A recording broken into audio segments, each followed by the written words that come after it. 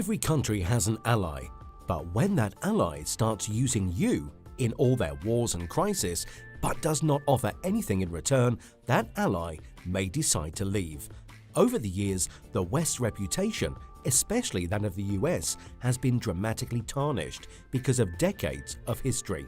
The US and the West have a reputation for using their allies worldwide whenever they need them. Countries that can significantly attest to this are Australia and New Zealand. These two countries have been the West's most vital allies since World War II, so strong in fact that they even provided military support to the US during the Vietnam War, Korean War, and Gulf War. This was even though these wars were solely the US's. Now Australia and New Zealand have become more competent and plan on leaving the West and joining the BRICS. But what is their main reason for doing this? Why would they choose to do this right now? Well, let's find out, shall we? For decades, Australia and New Zealand have been the closest allies to the West. They have even offered their military and economic support to the West, supporting all its projects since World War II.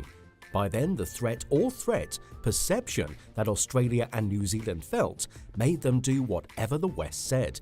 Australia and New Zealand thought that the Western countries would come back for their help whenever they were under attack.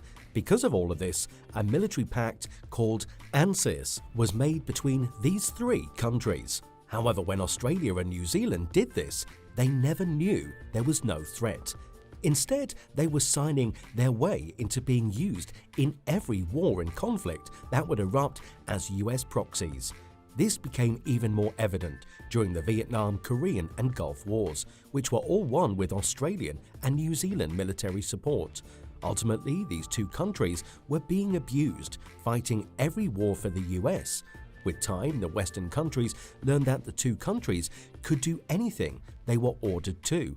But no matter how much they tried to approach them, Australia and New Zealand remained the West's allies. It has recently come to light that Australia and New Zealand have become smarter and no longer want any part of it. The leadership in these two countries plans to quit and betray the West Bloc forever and join the BRICS.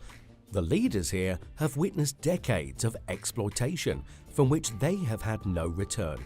It dawned on them that the West has always tried to keep them dependent on them instead of allowing to grow independently.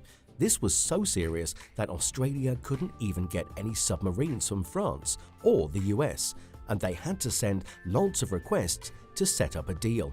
But even with that deal, they still had to pay a heavy penalty of $830 million. Now Australia and New Zealand want no part in that anymore.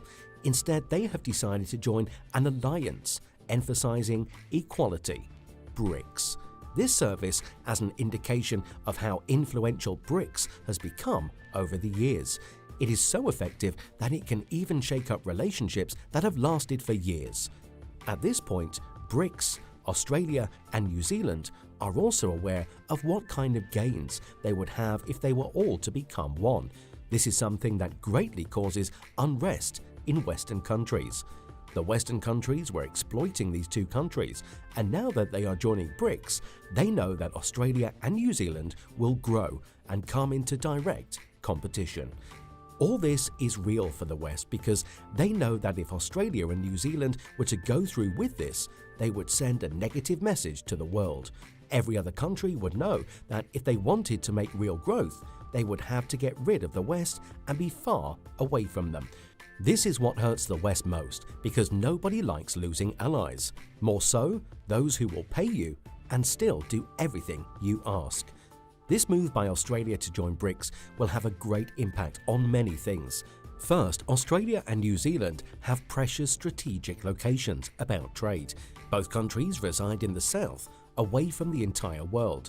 They are island countries, meaning they can offer more precious trading routes and port sites for China and the BRICS. If China and the BRICS countries were to structure a major project to build grand deep-sea ports in Australia and New Zealand, they could all benefit in ways they never imagined. The trade relations between China and Australia are already improving. China is surrounded by other countries, meaning it has to use its ports on the far eastern side to trade. Because of this, its ships must detour thousands of miles to take products to the West market. With Australia and New Zealand as their partner now, China can set up ports there and reduce the cost of transportation. This will be beneficial not only for China, but also for Australia and New Zealand. Regarding economic gains, the BRICS have the fastest emerging economies in the world. They can have a major push with the Australian and New Zealand markets on their side. Before this, Australia and New Zealand mainly traded with Europe and the US. But now, once they join BRICS, all member countries will replace them, giving them access to some of the biggest markets. With Australia and New Zealand, the BRICS members will not only generate more revenue, but they will also allow Australia and New Zealand to buy products at lower prices and export products to BRICS members. The Australian and New Zealand markets have been dominated by nothing but Western products for decades. They have rarely seen anything else that is more affordable and efficient. To better understand, there is a lot of demand for varieties of the same products in these two countries. And now, with the BRICS, China can better fulfill these demands. It is important to note that Australia and New Zealand are very rich in natural resources, such as aluminium, iron ore, lithium, gold, lead, diamonds, uranium, and zinc. These can be sold directly or used in products such as batteries and chips, and given their demand, they generate revenues that are worth hundreds of billions of dollars. Once Australia and New Zealand finally join BRICS, they will have the capacity to monetize those natural resources that they cannot exploit. They will end up having instant buyers of those natural resources, all thanks to the BRICS, who have needed these resources. Eventually, this will lead to the exponential growth of the BRICS countries of Australia and New Zealand. There may also be other reasons as to why Australia and New Zealand are moving more into the BRICS. One of these reasons may be resentment towards the West. It is important to note that the West didn't invite Australia and New Zealand to the G7. This just shows how much these two countries are excluded from any planning or meetings, yet they are allies. As allies, Australia and New Zealand should be part of an economic alliance in a major competition. These two countries can either join the G7 or the BRICS, and the fact that the G7 is ignoring them gives the perfect opportunity to join BRICS and be part of a larger economic alliance. As much as the G7 only has 7 countries, the BRICS is expanding even more, spreading all over Europe, Latin America, South Asia, the Middle East, Australia, and New Zealand.